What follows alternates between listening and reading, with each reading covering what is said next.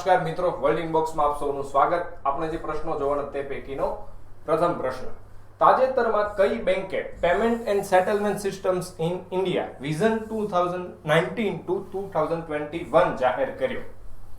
Vision document છે, કોણે જાહેર કર્યું? અહીં આપણો જવાબ થશે સી, ભારતીય રિઝર્વ બેંક, એટલે કે ભારતની મધ્યસ્થ બેંક, ભારતની બેંકોની બેંક, આપણી ભારતીય અર્થવ્યવસ્થાનું જે સંચાલન કરતી હોય તેવી બેંક ભારતીય રિઝર્વ બેંક.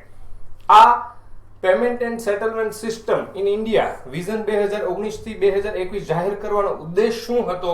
તો એમ કહેવાય કે સુરક્ષિત, સુવિધાયુક્ત અને ઝડપી ઈ ચૂકવણીની જે પ્રણાલીઓ છે, પદ્ધતિઓ છે, તેને પ્રોત્સાહન આપવા માટે આ એક વિઝન ડોક્યુમેન્ટ જાહેર કરવામાં આવ્યું છે. વર્ષ 2019 થી 2021 ની વચ્ચે એમ કહેવાય કે જે ઈ ચૂકવણી પ્રણાલીઓ છે, જેવી કે એનઈએફટી, યુપીઆઈ, આઈએમપીએસ, આ જે પ્રણાલીઓ છે તેની અંદર અંદાજિત 100% થી વધુનો વધારો થશે તેવું અત્યારે હાલમાં મનાઈ રહ્યું. એનઈએફટી નું પૂરું નામ થશે national electronic fund transfer, UPI નું પૂરું નામ થશે યુનિફાઈડ પેમેન્ટ ઇન્ટરફેસ, આઈએમપીએસ નું પૂરું નામ થશે ઇમિડિયેટ પેમેન્ટ સર્વિસ.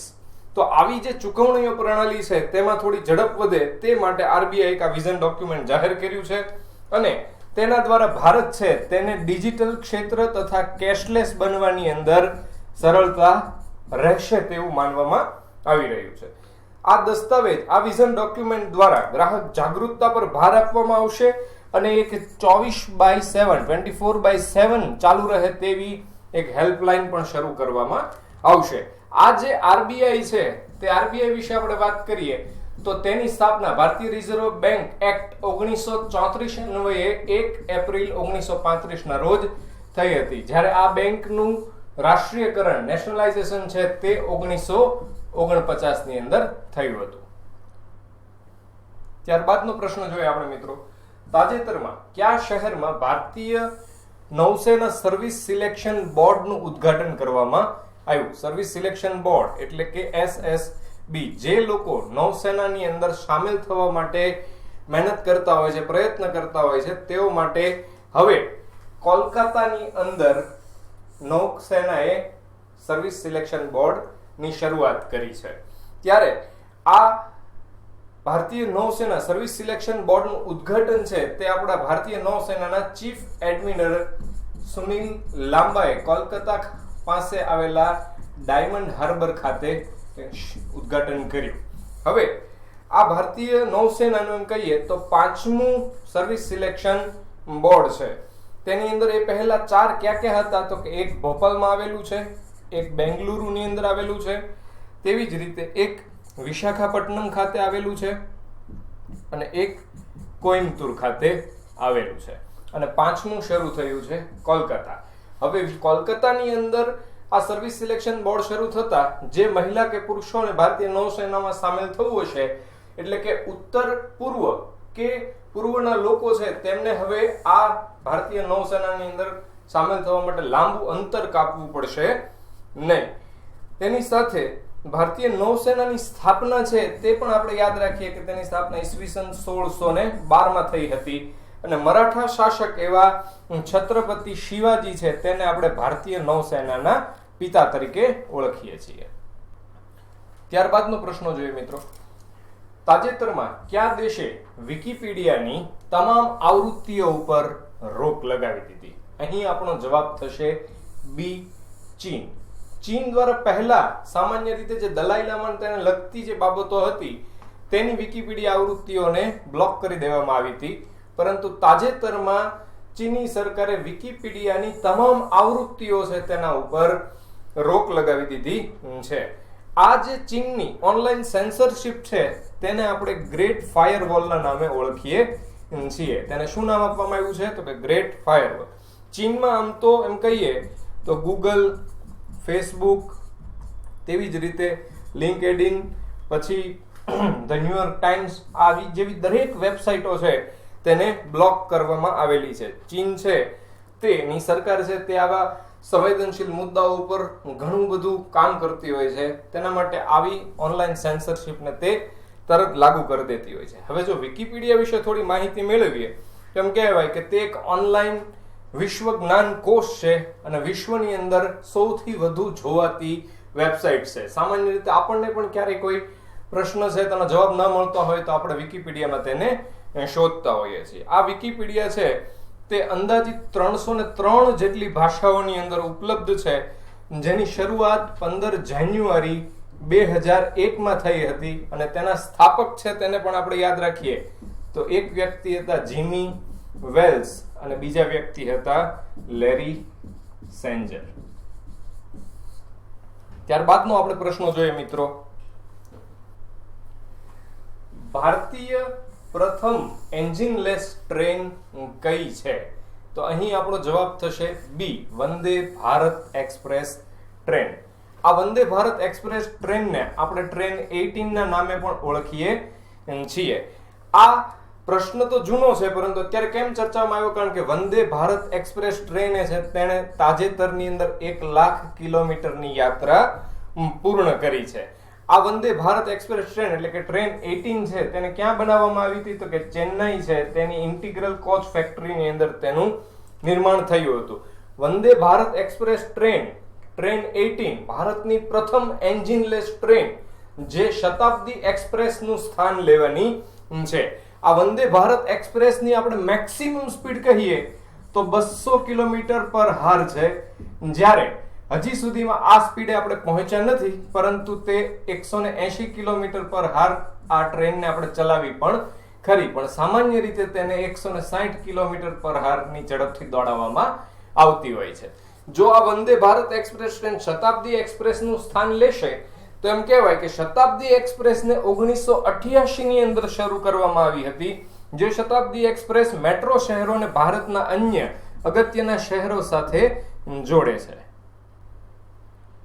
ત્યારબાદનો આપણે પ્રશ્ન જોઈએ કે કયા રાજ્યમાં Japan India Institute for Manufacturing એટલે JIM ની શરૂઆત થઈ છે?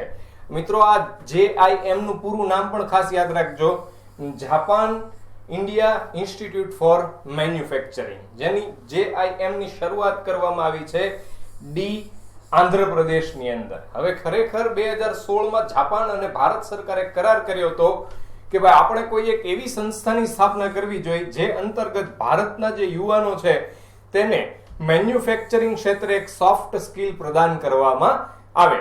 એટલે ભારત અને જાપાને મળી અને આવી એક JIM ઇન્સ્ટિટ્યૂટની આંધ્રપ્રદેશમાં શરૂઆત કરી, જે અંતર્ગત ભારતના 30,000 જેટલા યુવાનોને મેન્યુફેક્ચરિંગની ઉત્પાદન ક્ષેત્રે સોફ્ટ સ્કિલથી તેનું જ્ઞાન આપવામાં આવશે. એટલે આ જે વ્યક્તિઓ છે, યુવાનો છે, તે ઉત્પાદન ક્ષેત્રે નિર્ણાયક સાબિત થશે અને ભારતને આ ઉત્પાદન ક્ષેત્રે મદદ મળે. એમ પણ કહેવાય છે કે જાપાન છે તે ભારતમાં હમણાં રોકાણ કરી રહ્યું હોવાથી જાપાનીઝ કંપનીઓને પણ આનાથી રસ પડ્યો છે કે ભાઈ ખરેખર જો આ ભારતની અંદર થોડા યુવાનો છે તે આ ક્ષેત્રે જો થોડા જ્ઞાની બને તો આપણે પણ ત્યાં આગળ રોકાણ કરીને વધુ લાભ લઈ શકીએ. ભારત સરકાર છે તેણે 25 સપ્ટેમ્બર 2014 ના રોજ એમ કહેવાય કે ભારતીય અર્થતંત્રના 25 ક્ષેત્રોને મજબૂતી આપવા માટે એક કાર્યક્રમ પણ શરૂ કરેલો છે જેનું નામ છે મેક ઇન ઇન્ડિયા.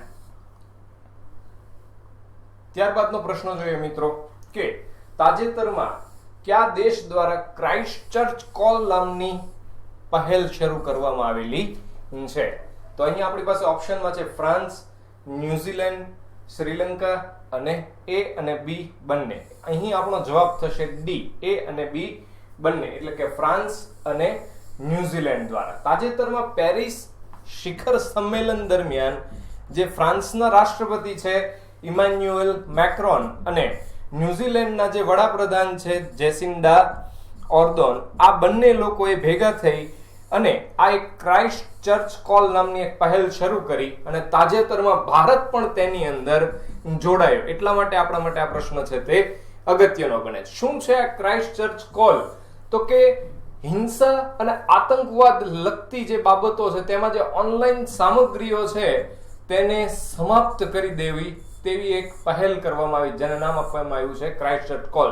આપણે સમજીએ કે ન્યુઝીલેન્ડમાં તાજેતરમાં 2 મસ્જિદની અંદર આતંકીઓ છે તેણે ઘૂસી અને ગોળીબાર કર્યો, જેમાં અંદાજિત 51 વ્યક્તિઓના મૃત્યુ થયા હોય તેવું મનાય છે, જેનાથી અકળાયેલા જેસિન્ડા ઓર્દેને નક્કી કર્યું અને ફ્રાન્સના રાષ્ટ્રપતિ ઇમેન્યુઅલ મેક્રોનની પણ મદદ લીધી કે આપણે ક્રાઇસ્ટચર્ચ કોલ શરૂ કરીએ, કારણ કે આ મસ્જિદની અંદર જ્યારે હત્યાઓ શરૂ થઈ આતંકવાદીઓ દ્વારા ત્યારે એમ કહેવાય કે તે લોકોએ આ ઘટનાનું ઓનલાઈન પ્રસારણ શરૂ કર્યું હતું.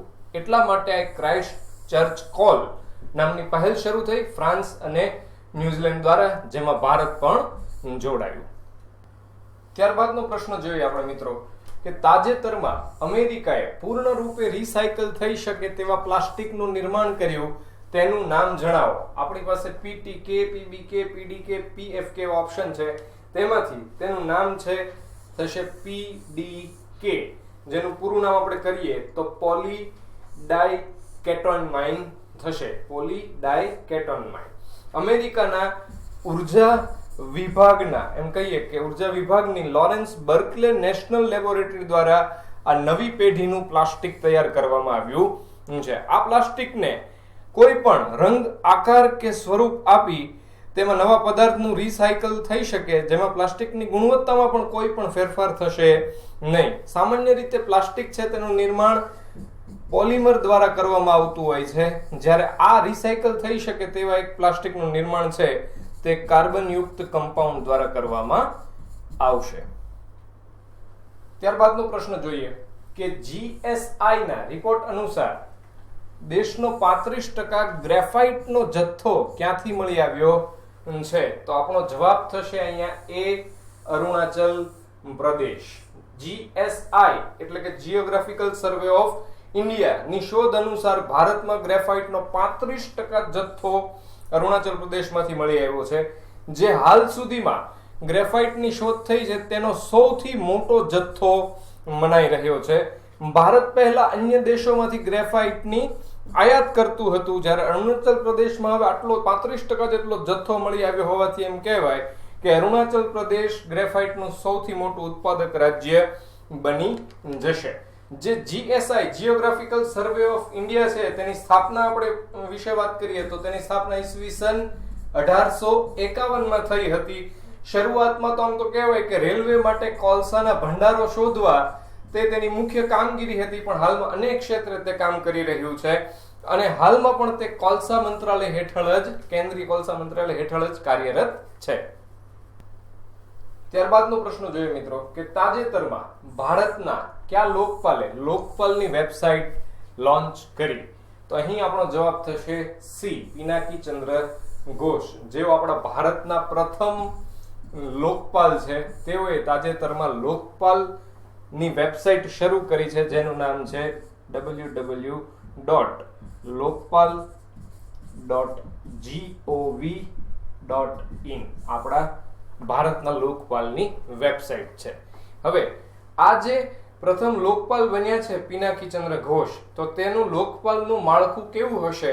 તેમ કહેવાય કે તેમાં એક ચેરમેન હશે અને 8 સભ્યોની જોગવાઈ કરવામાં આવી. આ 8 સભ્યોમાંથી જે 4 સભ્યો છે તે 4 સભ્યો ન્યાયિક ક્ષેત્રના હોવા જોઈએ અને 4 સભ્યો છે તે કોઈ પણ ક્ષેત્રના, પણ જાહેર ક્ષેત્રે તેઓ અનુભવ ધરાવતા હોય તેવા વ્યક્તિઓ હોવા જોઈએ. તો આ જે 4 ન્યાયિક સભ્યો છે તેમાં કોનો સમાવેશ થાય છે એમ કહીએ તો જસ્ટિસ દિલીપ ભોસલે, પ્રદીપ કુમાર મોહંતી, તેવી જ રીતે આપણા ગુજરાતનું ગૌરવ કહી શકાય તેવા અભિલાષા કુમારી અને અજય કુમાર ત્રિપાઠી. આવા 4 લોકોની ન્યાયિક ક્ષેત્રમાંથી નિમણૂક થઈ છે, જ્યારે જે 4 જાહેર ક્ષેત્રના લોકો છે તેમાં અર્ચના રામાસુંદરમ, દિનેશ કુમાર જૈન, મહેન્દ્ર કુમાર અને ઇન્દ્રજીત પ્રસાદ ગૌતમ. આ 4 લોકો છે તે જાહેર ક્ષેત્રમાંથી નિમાયેલા છે. હવે જો આપણા ભારતની અંદર એમ કહેવાય કે લોકપાલ બનવું હોય તો તેની માટે શું જરૂરી છે? તો કે તેઓ સુપ્રીમ કોર્ટ છે તેના મુખ્ય ન્યાયાધીશ એટલે કે ચીફ જસ્ટિસ કે જસ્ટિસ તરીકે તેઓને 25 વર્ષનો અનુભવ હોવો જરૂરી છે. જ્યારે ન્યાયિક શાખા છે આપણી જે 4 સભ્યો છે તે બનવું હોય તેમ કહેવાય સુપ્રીમ કોર્ટના ન્યાયાધીશ અથવા તો હાઈકોર્ટના મુખ્ય ન્યાયાધીશ તરીકેનો અનુભવ હોવો જરૂરી છે. અને આ જે જાહેર ક્ષેત્રના લોકો છે તેમાં લોકપાલ શાખામાં સભ્ય બનવું હોય તો તેઓ માટે કોઈ પણ ભ્રષ્ટાચાર વિરોધી નીતિ વગેરે જેવા જાહેર વિભાગોની અંદર ઓછામાં ઓછો 25 વર્ષનો અનુભવ હોવો જરૂરી છે. ત્યારબાદનો પ્રશ્ન જોઈએ આપણે. 59માં ગુજરાત ગૌરવ દિવસની ઉજવણી છે તે 1 મે 2019 ના રોજ ક્યાં થઈ હતી? જવાબ આવશે આપણો એ અમદાવાદ. આપણા ગુજરાતના મુખ્યમંત્રી વિજયભાઈ રૂપાણી છે તેઓએ અમદાવાદની અંદર નહેરુ બ્રિજ પાસે આવેલા જે ગાર્ડન છે તેની અંદર ઇન્દુ ચાચાની પ્રતિમાને ફૂલહારની માળા પહેરાવી અને 59માં ગુજરાત ગૌરવ દિવસની ઉજવણી કરી. તો આપણે એમ કહીએ કે 2018નો ગુજરાત ગૌરવ દિવસ છે તેની ઉજવણી થઈ હતી ભરૂચની અંદર, તે પણ યાદ રાખીએ. અને 2019ના ગૌરવ દિવસની અમદાવાદ. આ ગુજરાત ગૌરવ દિવસ એટલે કે 1 મે 1960ના રોજ આપણા ગુજરાત રાજ્યની સ્થાપના થઈ હતી. તેને યાદ કરીને આપણે લોકો હજી સુધી દર વર્ષે 1 મેના રોજ ગુજરાત ગૌરવ દિવસ ઉજવીએ છીએ. જે ગુજરાત ગૌરવ દિવસ છે, આપણા જે ગુજરાત રાજ્યની સ્થાપના થઈ તો એમ કહેવાય કે ભાઈ એક દ્વિભાષી મુંબઈ રાજ્ય હતું અને તે મુંબઈ રાજ્યમાંથી 2 રાજ્ય પડ્યા, જેમાંથી મુંબઈ છે તેનું 1 મે 1960ના રોજ નામકરણ થયું મહારાષ્ટ્ર. અને આપણા ગુજરાત છે તેનું પહેલા માગણી કરવામાં આવી હતી મહાગુજરાત રાખવાની, પરંતુ તેને નકારવામાં આવતા ગુજરાતી ભાષીઓનો પ્રદેશ છે તે સૌરાષ્ટ્ર અને કચ્છ વિસ્તાર સહિત ગુજરાત બન્યું. આપણા ગુજરાત રાજ્યનું ઉદ્ઘાટન છે તેમ કહેવાય કે રવિશંકર મહારાજના હસ્તે સાબરમતી આશ્રમમાં થયું અને આપણા પદાધિકારીઓની શપથવિધિ થઈ. અને 1 મે 1960ના રોજ જ આપણા ગુજરાત રાજ્યની હાઈકોર્ટ છે તે પણ અસ્તિત્વમાં આવી.